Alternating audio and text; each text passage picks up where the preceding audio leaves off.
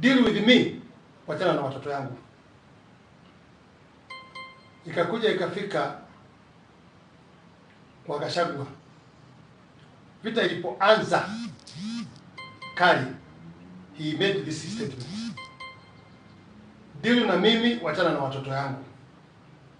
Those are history nataka mrudie. So but why am I giving this history? Napeana hii kwa kuambia nyinyi hata hii ilifanyika ya President Ruto na Gachagua. Mjue ni mambo Kenya imekuwa a system inakutana na mambo haya ya president na deputy kupigana. Lakini baada hata ya kupigana, si kusema nchi inakuwa baada ya hiyo imesimama. Nchi bado inakuwa ikifanya nini, ikiendelea. So ni kitu imekuwa kama ni normal. So I'm trying to give people and to advise people, mambo haya imekuwa na mleo. By the end of the tunnel, Kenyans will still be Kenyans. Hiyo vita itaenda, itarudi nyuma yetu. Na ikirudi nyuma yetu, nchi bado iko. Na kwa sababu nchi bado itakuwa iko, na imefanyika ya mbele, ya pili, ya tatu, ya nne, mumeona vile nimeelezea. So let's forget about the fight. Ile imekuwa ya president na deputy president, imeenda vile ilienda. Historia mnajua, from assembly, from senate, from judiciary, how it went. Nobody need to comment now about hiyo. Wacha tuwatane na hiyo sasa. Sasa wacha tuangalie nchi, tuangalie rais ametangazia 2 years imekuwa ya shida, that hii sasa mwaka 2 imebakisha ama 3 atafanya maendeleo ya kutosha. Kenyans tunagojea maendeleo hiyo.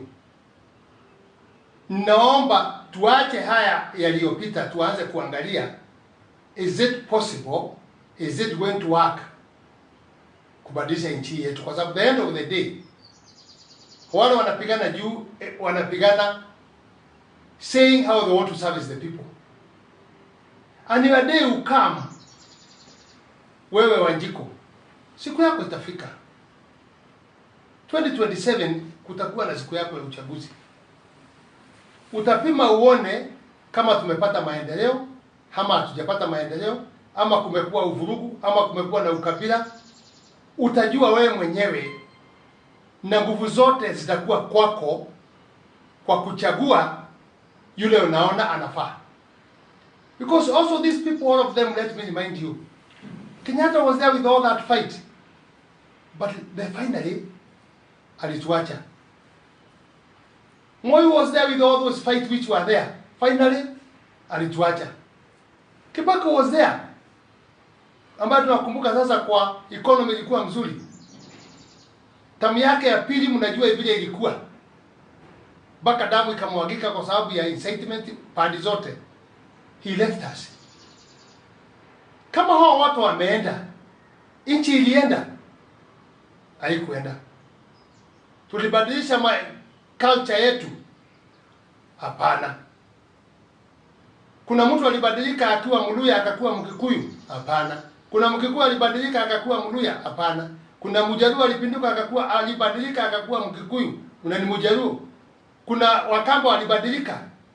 Those things isisusumbue, because they still be there. Nobody did application to be born as a Kikuyu, as a Luo, as a Western, as a Mkamba, as Mijikenda. Nobody. Meaning hiyo itisusumbue sisi. We need each other. Hakuna mtu ataweza shinda kiti ya president without having other tribes. So let's talk about region. Lakini tuache kuzungumza mambo ya ukabila, kwa sababu it was made by God. Na watu wajue, they are focusing how they can be able to be stable. Kuna shida ya asha, sijui kuna shida ya education, kuna shida ya economy, kuna shida ya mambo mengi ambayo inahusu watu mingi. Kama hayo mambo itaweza kuwa ndio itasuluhishwa, si tuangazie hiyo kwanza sasa. Tuache vita hiyo ilikuweko na imepita. Tuanze kuangazia haya mambo, iko shida mbele yetu. Itafanyika, itatusaidia, ama itafanya namna gani? Na ikiwa vile iko, it's not advisable tufikiria ati mambo ya kupiga serikali kuangusha.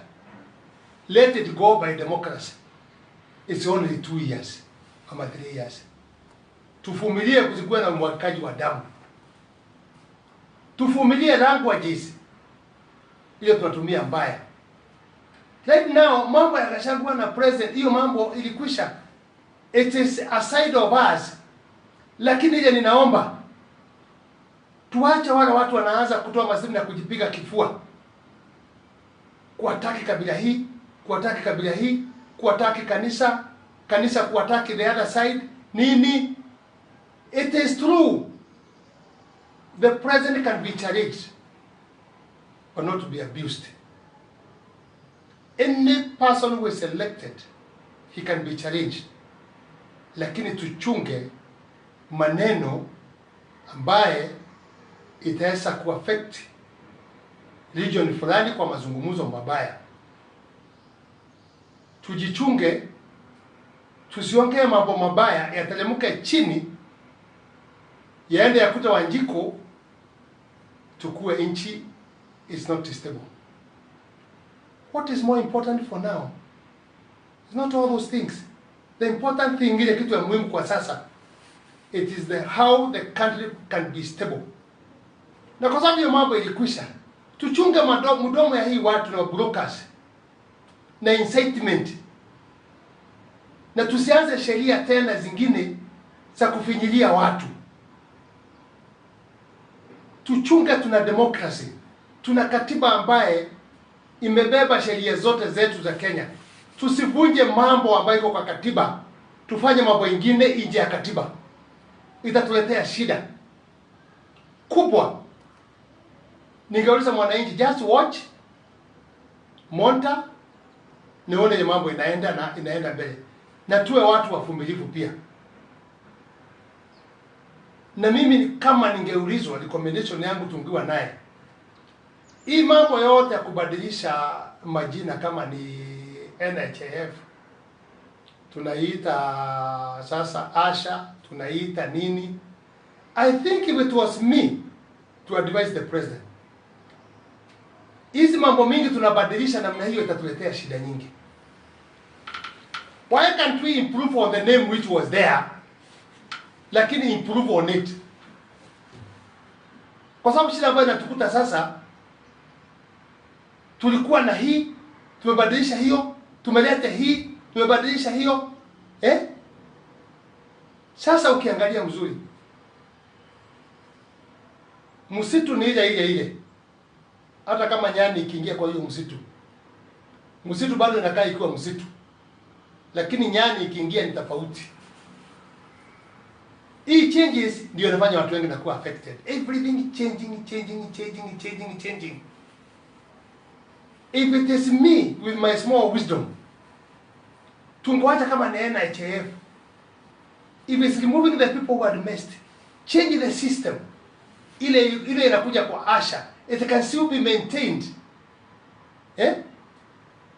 On that, ili watu waweze kuelewa. People takes time to understand something. Na Biblia imesema watu wangu wamepotea kwa kukosa kujua. It can be a good thing. Lakini hiyo change kabla watu wajue. Tunabadilisha hii, tunabadilisha hii. I think that's where we have a problem. Lakini we can maintain na tubadilisha mambo ndani na wizi, na kama ndio wakora alikuwa naiba waweze kuondolewa, lakini maintain the system ile mwananchi amezoea in a good way.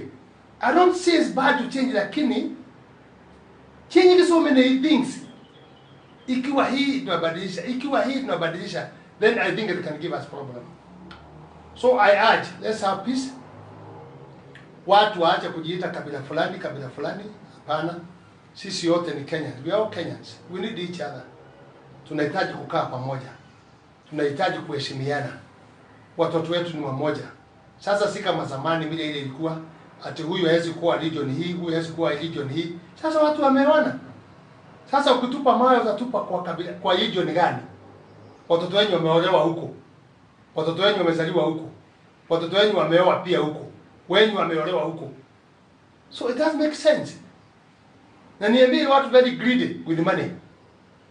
Pesa hakuna pahali utaenda nazo.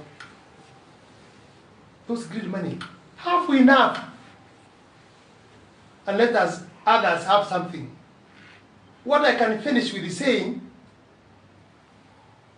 there is enough money for all of us, but there is not enough money for individual. There is money which we can be settled all of us, lakini hakuna pesa ya kutosha mtu mmoja. Mashamba yetu yote tunaweza toshea sisi wote, lakini mashamba haya yote hayatoshea mtu mmoja. Kwa hivyo is the same in economy.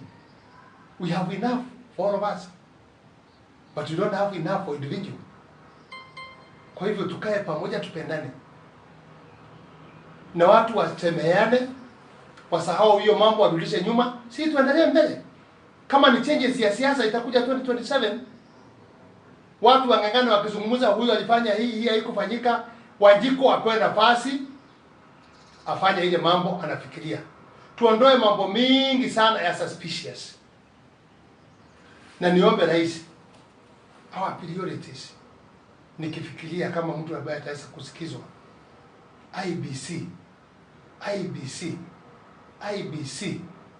IBC is very important for this country. You remember, mauchaguzi ya tumekuwa hapa naye, na wewe president unajua, vita kubwa tumekuwa naye na IBC. You are not given money the time. Hawakupata time ya kurecruit watu. Hawakupata time ya kuorder materials. Wanaona kwa kampuni moja. Inasemekana ni ukora. Because people did not tender. Kuna tender ilifanywa direct kwa sababu ya time. We didn't have time. Are we waiting to enter kwa hiyo problem? And when we enter that problem, people will not accept that uchaguzi was free and fair. Why can't we kabisa hii mambo ikuwe ndio muhimu ya kuweka nchi pamoja? Sasa hii watu wa complain na IBC, mambo yanafanywa, hakuna IBC, sijui nini. Hiyo raia wanasema, why can't we do it? Unajua already now border review haijafanyika. Kuna areas is not fair the way they are sharing the cake. And I always give the mfano kama Githurai. Kansula anashaguliwa na 56,000. Vika, I don't know, almost 80. That is county. That is MCA. Ukikuja kama Naivasha, uone registered voters, there are almost 240 registered voters. What about the population? It's quite big. Uende sehemu zingine unakuta watu ni wachache sana. Wengine wanachaguliwa na 6,000 kura. So the population is small. So wakati tunasema by the calculation ya katiba ambaye tuko naye, kila mtu akichukua computer ama calculator niseme uhesabu katiba imesemaje kwa border review. Krisha wakati tulikuwa na shida hapa alikuja. They all passed. Lazima tufanye uchaguzi kama IBC imekaa zaidi ya miaka 2 kwenda juu. Are those not contentious things ile tunaona inahitajika kufanyika sana? Sasa watu ambao population kuna sehemu county sitaki kuitaja, county mzima ina 80,000 registered voters. 80,000 registered voters of the county. Ile inatarajiwa kuchagua MCA, kuchagua mjumbe, women rep na nini na governor. Wakati wale wengine wako na 1.2, 1.3. Kama tuna allocate kuandika polisi per constituency inakuwa 20 people ama 27. Hiyo county iko na population ndogo, mpaka MCA mpaka mjumbe anachaguliwa na kura 6,000. Ikiwa atakuwa 20 polisi, 20 AP, 20 nini, then the whole county, then itakuwa it is the police. Watakuwa polisi wote. Wakiwa polisi wote, will it be fair? Hata wakifanya kazi kwa nini? Kwa serikali yote. Because hiyo yote itakuwa polisi, jeshi, AP, national service, hiyo watu wote wakiajiriwa na that percent. Na civil servant for that percent. Then constituencies zingine zina ride on the other ones. Kwa hivyo those are contentious things which inatakikana iweze kuwekwa na njia mzuri kugawa na population na registered voters. That's where we can see we are looking for the future of the country. And if we are not looking at those things, hakuna siku shida itakwisha ya matatizo ya kugawa keki. It will be there throughout. Avoiding this, let's do the right things at the right time. Na itatusaidia na itatuweka kwa njia mzuri. That is my prayer to the president. That's my prayer to other people. That's my prayer to the all politicians ambaye wako. Na tuache kujigamba na kutukana wengine. Hapana. Au tuache matusi kwa viongozi yetu. Jua vile unajua, your time will come to make a decision. But you can challenge anybody kwa njia ya kikatiba na kwa njia ya sheria ile inatakikana ili tuweze kutulia. Otherwise, tukikosa kufanya hiyo, the future where we are going, end of the tunnel, it looks to not be good. Tusiporekebisha hiyo mambo nimetaja, na naomba watu watulie, watu wapendane, tusikuwe na shida. And I always repeat, the last election yetu tulifanya ya 2022, hakukukuwa na umwagikaji wa damu hata. Kwa nini mnataka tutoke kwa hiyo tuende pahali watu wataweza furugana? Kwa nini mnataka ku trickle down siasa iende chini ya ukabila watu waanze kupigana? I urge the president be very very very very careful on that. Kwa sababu tunasemekanaga hakuna mtu hatapiga magoti mbele ya Mwenyezi Mungu ya kusema talanta yake alifanya nini, aliipanda kwa mawe, alipanda kwa mchanga mzuri, ilikuwa na mazao ama haikuwa na mazao. That's what I will say. And the churches, we urge you, your role ni kuomba kwa sababu ya nchi. Muombe sana kwa sababu ya nchi. Mtuombee nchi, because majority of you mnakuwa Mungu anawasikiza. Na hata sisi raia Mungu anatusikiza. Tushikane sisi wote, tukue pamoja. Kuna kitu naona mwisho nikisema wanaweka kama plural ya makanisa, wanasema hawataki wanasiasa kwa kanisa. I agree with the churches kwa sababu kuna watu wanaenda kwa makanisa, wanaenda matusi na kupiga wale wengine na kutangaza project zao kwa kanisa. Kwa kanisa ukienda si pahali ya kwenda kutukana wengine, si pahali ya kwenda kusema miradi.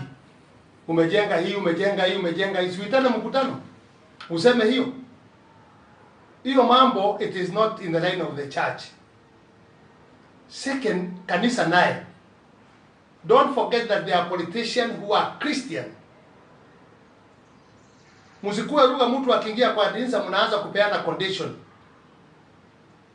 Na usizungumuze hii na usizungumuze hii. There are clever politicians who knows what to talk wakati ya burial, ya mazishi, na wakati akiingia kanisa, wakati ya harusi. They know these things. So it's not a mass kila siku kwa sababu inaonekana you can make right now a big percent of the leaders who are Christians and they are elected, they have started running away from the church because they don't want kwenda kuonekana kama hao ni watu wa kuomba. They are beggars, wanaenda kuomba kula kwa kanisa. The time of siasa bado, but let's be careful on the respect. Ile kazi tunafanya tukue tukiheshimiana. Msikuje tena mkafukuza wanasiasa wote. Lakini mtu akikuja kuongea mambo, he can be stopped in the front of the church. Don't talk about those things you are bringing out here.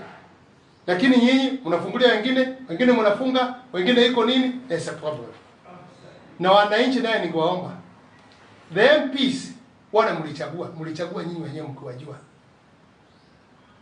Mimi ningeomba Wakija nyumbani msiwafukuse. Wakija nyumbani msiwasalimie. Wacha wajikanyaga na matope yao, mtakutana na hao 2027. Lakini hiyo kufukuza, kuchoma manyumba nini, na ningeomba tafadhali, kwa sababu ni sisi tu tulichagua. Utaweza kwanza kuwasikiza, which is okay, sio democracy. Lakini isikue changamoto ambayo itaweza kuja kufanya kuwe na fujo ya vita na kuchomania manyumba na nini. Tafadhalini na waomba, tuliwachagua, let's give them time, lakini mtakutana na hawa 2027. Mungu abariki nchi yetu ya Kenya. Tuwe na amani na tuhubiri amani na tuheshimu wale wamechaguliwa, wacha watuendeshe.